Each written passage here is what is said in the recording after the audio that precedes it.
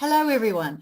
Welcome back to the next interview in my Business Success Tips series. Today it's my great pleasure to introduce you to Bob Littell. Now Bob is an expert at this thing called networking, but actually he calls it something different. He calls it NetWeaving.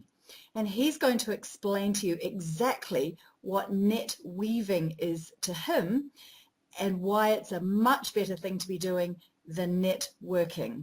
So Bob, hello and welcome. Thank you for joining me today. Oh, well, thanks so much for having me, Adèle. Firstly, would you please tell my listeners all about your background and how you came to create this concept of net weaving? Well, you know, it's a really interesting question, and for about the first 10 years of this, I hadn't really traced back the real genesis of the concept, and actually it dates all the way back to the dinner table growing up.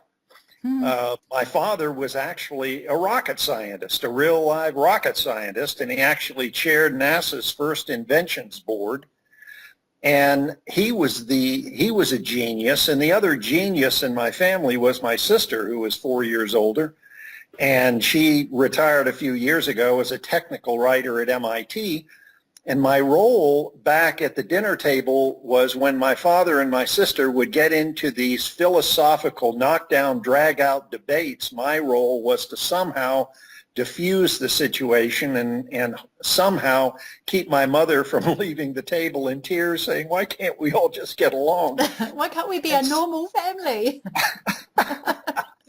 But it's always been that part of my personality that has always tried to look for ways to put people together, to connect, to help them in some way. And that really is sort of the genesis. My background is almost 45 years in financial services and in the estate planning area. And one of the early creations that I had actually was featured in a Wall Street Journal article, was a company I'd created called Second Opinion Insurance Services, where I identified a need that attorneys and CPAs had for very large insurance cases where they were being asked to be the expert and they really didn't know how to analyze the products, the agent, and especially the underwriting. And so I created this company where they would retain me and I would look over the shoulder of what their agent was recommending and just be brought in and paid as a consultant. So that was the background, but actually my first entry into sales, I was a failure. I was way too analytical for my own good. Anybody who'd want to wait or think about it, heck, that's what I'd do. So luckily, my first great mentor saw potential in me more as a trainer than as a salesperson. And so over time, I developed actually a sales process that was all driven by finding creative ways to help other people. And was that the genesis of NetWeaving, do you think? That's exactly the genesis of it. In fact, the very first presentation I ever gave in somewhere in the late around 1998 or 97, I think it was in Shanghai, speaking to a group of insurance agents. And at that time, I hadn't even come up with the word net weaving. I had trademarked the concept, do a favor marketing, the idea of just doing favors for people and just having the faith to know that what goes around comes around. So let's get into it then. Would you please tell my listeners what NetWeaving is? Well, the kind of one-liner is it's a golden rule, and anyone who may have seen the movie Pay It Forward, Kevin Spacey, Helen Hunt, Haley Joel Osment, it's the idea of connecting people and doing it with their needs in mind rather than your own. And for that very reason, NetWeaving is not for everyone because you truly have to be a giver. You truly have to believe that by helping someone else somewhere down the line, maybe sooner, maybe much, much later, what goes around truly does come back around. Okay, so tell me how you see the differences between NetWeaving and networking, which is what most people would think you're talking about. Well, I'm going to describe a story or a situation for you, Adele, and you tell me if you haven't experienced it like I have, and I think I've probably been guilty of it as well. You're in a large networking event of some kind, and you're having this eyeball-to-eyeball conversation with someone until they decide you are not the perfect prospect for them right then and there. And instead of they're nodding their head, but they're kind of looking over your right or your left shoulder for their next landing spot. And so what I think the two weaknesses of networking are the superficiality. And it's really true, we all know that to get to know someone and build trust, you have to get to know them below the superficial level. Mm. So that was one of the big differences between NetWeaving and networking, is that when you're networking, and there's nothing wrong with that. You're looking out for your own needs, your family's needs, your business's needs. But NetWeaving just reverses the concept of networking, and it's all about who do I know that I could introduce you to, or what resources do I have that I could offer you on a gratuitous basis, no strings attached. So can you bring that to life? Give me an example. Well, there are so many examples, and it would be difficult to nail one. But frankly, the way that you and I came together is a perfect example of that. That I had been helping a fella who's been a friend for 20 years make connections for a program that he's putting together, of which you're going to be a part as well, mm-hmm. And I just have probably introduced him to 4 or 5 different people who he will now make as part of the people that he'll be interviewing in his program as well. And the beauty of NetWeaving, and I know you were very much like Arthur Blank, who's the testimonial on the front cover of my book, The Heart and Art of NetWeaving. He's the co-founder of Home Depot and the owner of the Atlanta Falcons football team. But when I sent him the testimonial, the asking for a testimonial, he responded to me saying, once he learned about it and read the manuscript, he said, I've been doing this all my life. I just never had a word for it. I think like probably as you learn more about it, Adele, that's exactly wasn't that your response? Oh, it was actually. And just on that, when we had our first conversation around this concept of NetWeaving, you talked about the pyramid of trust. So can you just talk a little bit more about what that means and how NetWeaving accelerates the process of gaining and maintaining trust with people whom we meet and network with? Well, the other day when we had our eyeball-to-eyeball Skype conversation and I saw trust right behind you on the wall, mm-hmm. I know that you and I share the belief that trust is the pinnacle of relationship building. And so one question in my semi-analytical mind was, how do you go from the time you first meet someone, where there are even things that none of us exactly understand, whether you want to call it body chemistry, vibes, first impressions, that in some cases may attract someone or maybe in some cases even turn us off a little bit.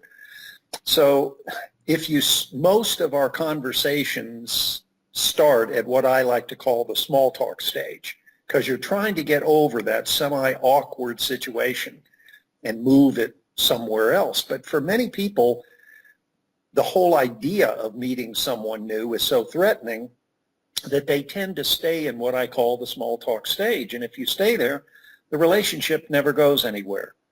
But if two things happen, if number one, if someone shows courage and takes the initiative to elevate the conversation to something I call meaningful dialogue, then the relationship starts going somewhere. And I define meaningful dialogue as any conversation you have where there's learning and growth, where without saying it or thinking it, you're raising appreciation and acceptance for the other person and vice versa. Unfortunately, once you connect at that level and you've had a great first meeting that's still where many, many relationships die. You plan on getting back together, you plan on keeping the relationship growing, but it doesn't. So the two things that I think NetWeaving does in this pyramid of trust building is, number one, it enriches the experience because it's all about how can I help you as opposed to, well, let me tell you a little bit more about me. The second thing that NetWeaving does, because it's a step-by-step process that we can cover a little later, it actually is a process that people can learn and adapt to their own business, their own field. And then if you keep doing that over and you follow up and you follow through in a formal and an informal way over some length of time, that's how you end up creating a bond. But once you have that bond created, doesn't mean you've got it for good, because we all know of relationships we've had where as soon as the sale is made, as soon as they've agreed with whatever it is we tried to get them to do, if you don't have good follow-up after you've bonded, then pretty soon that relationship is going to start dwindling and fading away. Did that explain it adequately? Yeah, that's fantastic. So just following on from that, you mentioned that someone's brave enough to engage in meaningful dialogue. So what are the advantages, if there are any, of being the brave one, to initiate and inspire that, what, as you call it, meaningful conversation, that meaningful dialogue? Boy, that's a great question. And I don't know if I sent it to you, but you were more than welcome to share a series of questions that I've developed over time, some that I've used one-on-one, some that I've used in groups, to this whole idea of inspiring meaningful dialogue. And just imagine that you're in a small little group of 3 or 4 people, and the conversation is just going along at what I'm calling the small talk level. And all of a sudden, I show the courage and the initiative, and I say, listen,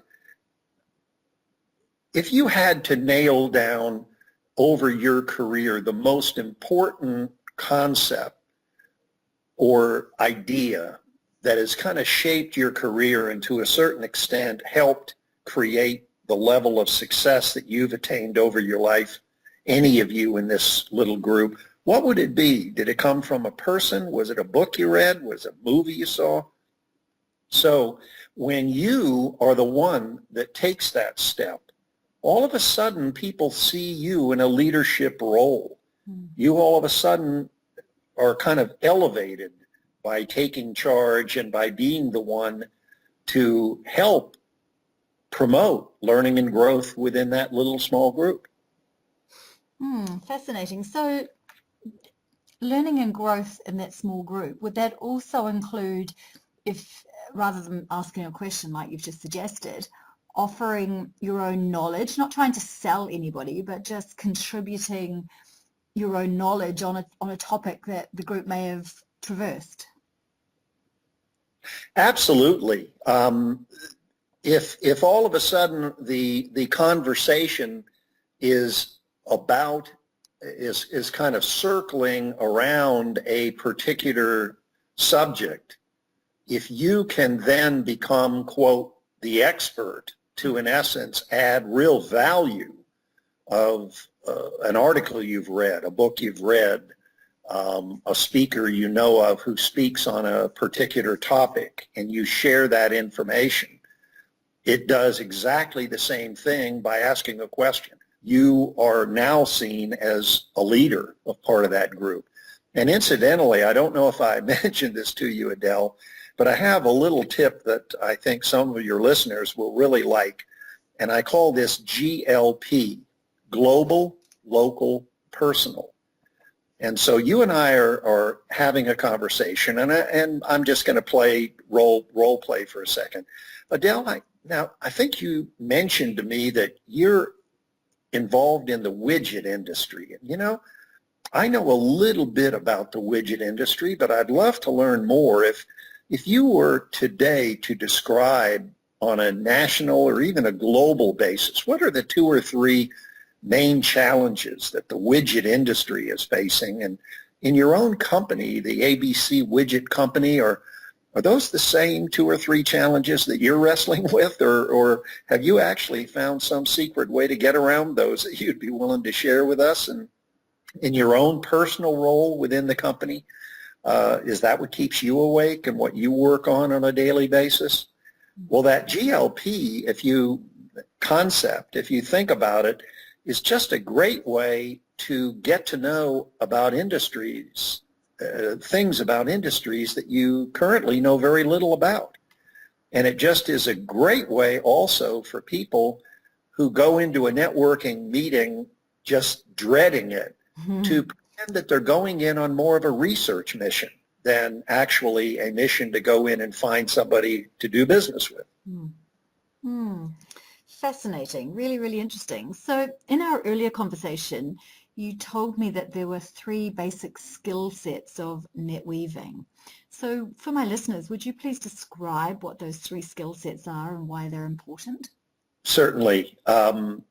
The first one is learning how to be a better connector of other people with their needs, problems, and opportunities in mind rather than your own. So the first skill set is a connector. The second skill set is learning how to position yourself as a gratuitous resource, no strings attached, for someone else. So people know that you have this give first, provide value first in order to build a relationship. And over time, you develop a reputation as what I call the go-to person. You're the person that gets called, and I'm sure you're this way, where people call you and they almost apologize up front. Adèle, I know this has nothing to do with exactly what you do, but my gosh, you've got such an incredible network and you're so giving. Here's my problem. Do you have any suggestion on who I could call or what I should do? So the second skill set is learning how to not only be a resource for others, but position yourself and let other people know that you have this kind of a give first to provide value. And the third skill set, very much in line with the first 2, is constantly being on the lookout for persons who are exceptional at what they do. You know, too many people build a network but don't do any vetting up front of the skills, the competence of the people in their network. Doesn't mean that you don't want to help anyone grow to become better, but everyone knows that making a referral or a recommendation is a risk on your part if you value your own reputation. So the better you can create what we call a trusted resource network. These are people who you've identified, and you find a way to help them first and make them part of this trusted resource network. And it's wide, and it's deep, and it's diverse. And so whenever you do find someone who has a problem, you have someone who's not only good, they're great at what it is that person may need. Okay, I get that. So again, previously we've talked about NetWeaving hosting. So tell me a bit more about that and why that's a fairly key action step in this concept of NetWeaving. Certainly. I think it's very important at this point, Adèle, and you and I have had a little side conversation on this, that I've really had an epiphany the last couple of months by virtue of meeting a woman, Judy Robinette, up in Salt Lake City, who helped clarify in my mind that there are actually 3 levels of NetWeaving. The first level is just being good and always trying to get better at the 3 skill sets of NetWeaving. Learning how to be a better connector, being able to offer more resources and information to people, and building this trusted resource network. But the action step of NetWeaving, and to a certain extent, the reason I believe the concept has spread around the world, is this action step of actually me calling you and saying, and this will happen at some point in time, I'll say, Adele, on my way home or after our conversation, I just thought of a woman, Judy Robinette, that I'd really like you to meet. And in fact, send me your bio, Adele, or your resume, and I'll have Judy do the same thing. And or if your LinkedIn profile is current, then I'll just send her to that website as well. But after the two of you look at each other's bios and backgrounds and decide that this is someone who you'd really like to meet, I'd like to host a meeting to introduce the two of you to each other, because I think you'd not only find ways that you could each be of help to the other person, but I almost bet that you will discover many, many people who you know in common that you never would have known had I not made this connection. So the second level of NetWeaving, the action step, is where people are hosting these meetings, but actually hosting them mostly at or below their own peer level. Mm-hmm. So these are most people that you know and that are pretty much either within your network or close to your own network. But there's a third level, and that is where you actually have the courage and the initiative to actually reach far above your own level and to connect people who in some cases are far above your own status, your own level. And over time, if you do that, and remember, powerful people want to meet other powerful people. And so this idea that people have, oh, well, I'm not sure they'd really want to meet each other, is just a total falsehood. And so anyway, so those are the three levels, but the hosting is simply this idea where you introduce the two people, you throw out a question to get them to know each other below the superficial level before you get them talking about what each of them does. And then you just get to sit back and watch the magic as they find ways to help each other. Mm-hmm. And you know what, Adele? In 8 to 9 out of hosting meetings that I have run, one or both of the people towards the end of the meeting turns the table and says, Bob, this has been great. I've really enjoyed this, but you haven't said a whole lot. How can we help you? Mm-hmm. And instead of immediately saying, well, you could introduce me to so-and-so, or you could do this or that, just watch what happens when you say, well, why don't the two of you just pay it forward and do the same thing I've done? And that is to either take turns hosting a meeting for each other, introducing each of you to someone who he or she would like to meet, or just independently hosting a meeting on your own. Brilliant, brilliant. So these meetings, do they have to be in person or can they be virtual using modern technology? Great question. Adele, and this is so true. I've been doing this now since 2000. And if I looked back at where I have come from, the number of meetings, virtual, that I set up on a weekly basis where I'm not even there, that was almost unknown in the very earliest days. I would host maybe 1 or 2 meetings a month. Now I'm to the point where I will set up 3 or 4 virtual meetings a week. And I try and start my week every week by hosting a luncheon on Tuesday when I come down from where we live in the North Georgia mountains. And it's actually selfish on my part, because when I walk out of that meeting after having watched the magic as these two people find ways to help each other, it energizes me and makes me better at everything I do for the rest of the week. Yeah, totally agree. Totally agree. There's nothing more invigorating than spending time with people who are energizing and talking about great ideas and creative ideas. It's just amazing, isn't it? You bet. I know exactly what you mean.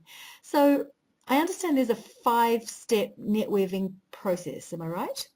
Well, I referred to that earlier, but let me describe it. You're at this NetWeaving meeting and you networking meeting, and you have a conversation with someone, and right away you say, this is someone that I really would like to build a longer-term relationship with. So you have this conversation, you throw out, you get a question, you get to know them below the superficial level by throwing out a question that's going to inspire meaningful dialogue. And then afterwards, after this conversation, you sneak over to the side, you've collected a business card, and you make a couple of notes on the back of the business card so that you can personalize the email or the personal note when you send it to them. So then you do send that note out, but you don't just send the note out, gee, really enjoyed meeting you, Adèle, let's get together sometime. You always try and say, what could I add to this email that would be of value? And this is where the 38 book summaries that you know that I've written come in, where I always will either include one of the book summaries I've written that would say, gee, really enjoyed meeting you, Adèle.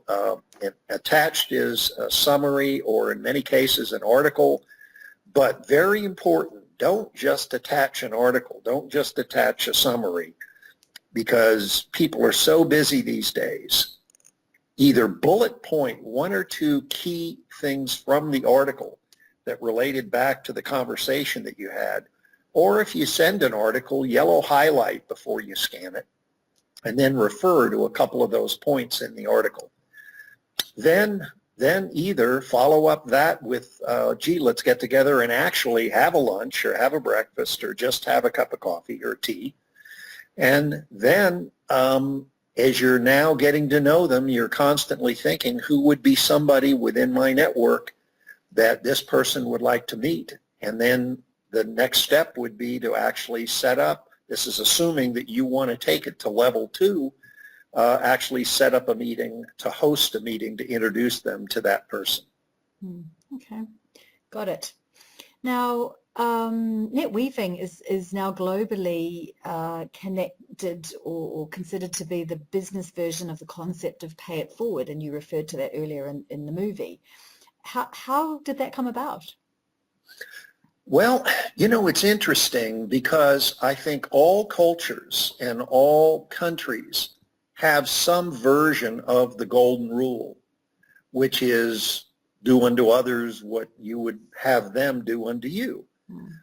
And interestingly enough, one time was talking with someone from India, and they said this is very, very close, very much like karma. And so I think that the net weaving concept is just a culturally international concept, and all I've really done is put some meat on the bones. All I've done is really put it more into a process that people can really understand how to do it and practice it on more of a regular basis. Okay, fantastic. Sorry about my coughing. Well, the movie was beautiful, and as I understand, NetWeaving, the concept of NetWeaving is beautiful as well. And like you say, it's about karma, isn't it? Well, it's karma, and I'm glad you kind of brought me back to another point that I didn't mention. The movie is where the 7th grader goes up to the board and he says, here's my idea, because the teacher has challenged him to create something that can change the world, but then you have to put it into action.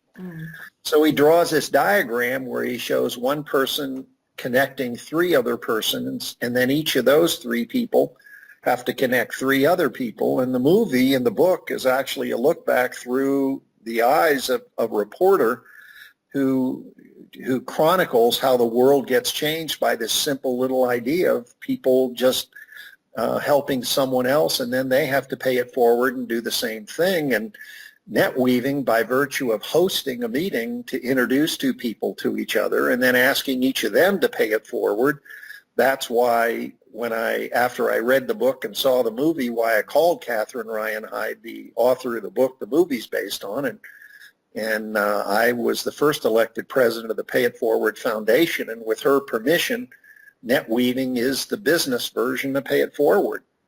So that's kind of how that whole story happened. Brilliant. So if my listeners wanted to learn more about NetWeaving, how should they go about it? Well, the first thing that I would really recommend is go to the NetWeaving website and take the NetWeavers aptitude assessment quiz, which is divided into 4 sections, and then you get a total grade that'll either make you a natural NetWeaver, been doing it all your life, or a NetWeaver in the wings. You see a few areas you can improve in, or a NetWeaver's apprentice. You see several, and I struggled with what do I call that bottom category, and finally, to be politically correct, I call it a NetWeaving skeptic.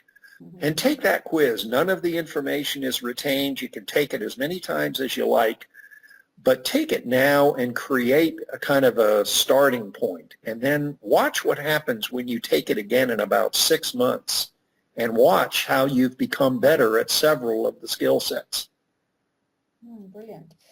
And if my listeners wanted to put NetWeaving into practice after perhaps taking the quiz you mentioned, what would be the 3 key tips you would give them to get them started?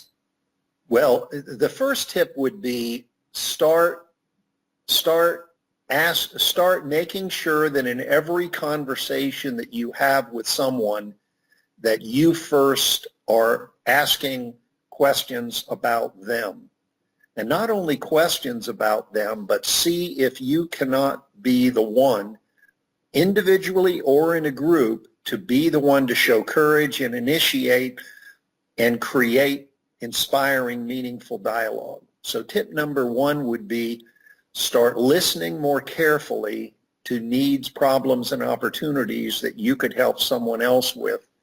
But don't start the conversation. Try never to start the conversation by saying what you do, and always try and put yourself in a position of helping someone with a need, problem, or opportunity. The second tip would be, I'm amazed, Adèle, at how few people follow up or follow through.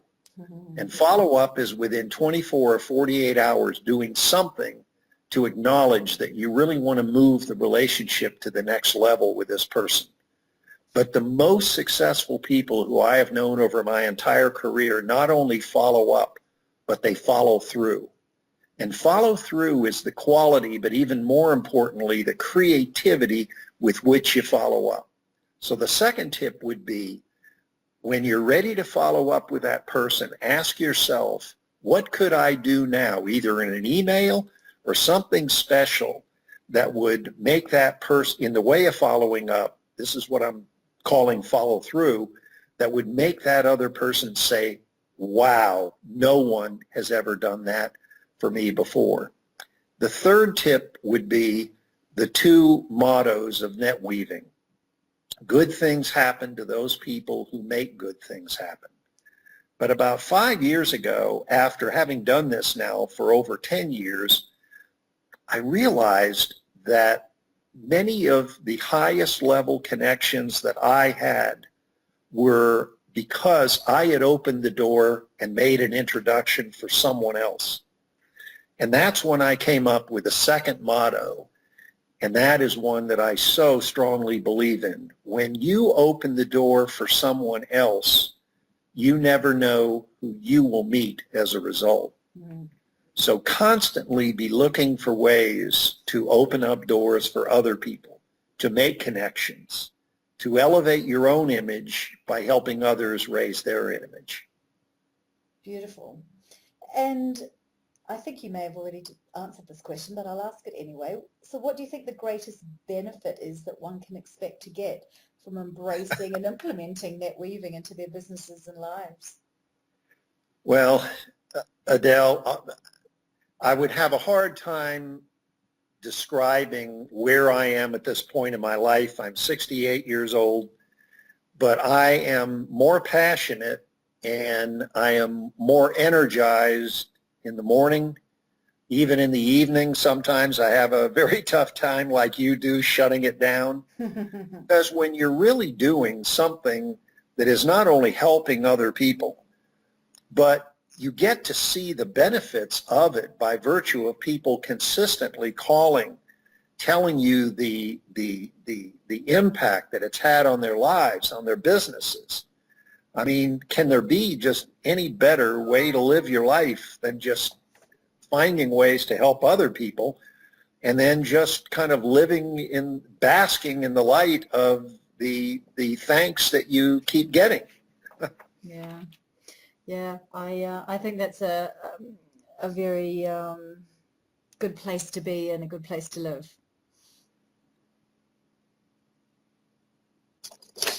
Ooh, are you there, Bob?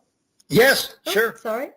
Well, look, I've come to the end of the questions. I think what you're talking about here with NetWeaving is amazing. It's just such a lovely concept, and while intuitively I've been doing this all of my life without giving it a title, I'm going to practice it even more and practice the levels that you spoke about, and particularly the top level of reaching above your current level, because that's a fascinating thought, and I look forward to putting that into practice, particularly to support others to grow and achieve the things that they're looking to achieve in their lives, both whether it be their businesses or their personal lives. So thank you so much for sharing all of this knowledge and experience you've got in this concept of NetWeaving. I really appreciate it, and I'm certain my listeners are going to really value the concept and what you've taught them today. Well, Adèle, thank you for having me, and I have to at least make one confession, and that is that women are actually more natural NetWeavers than men.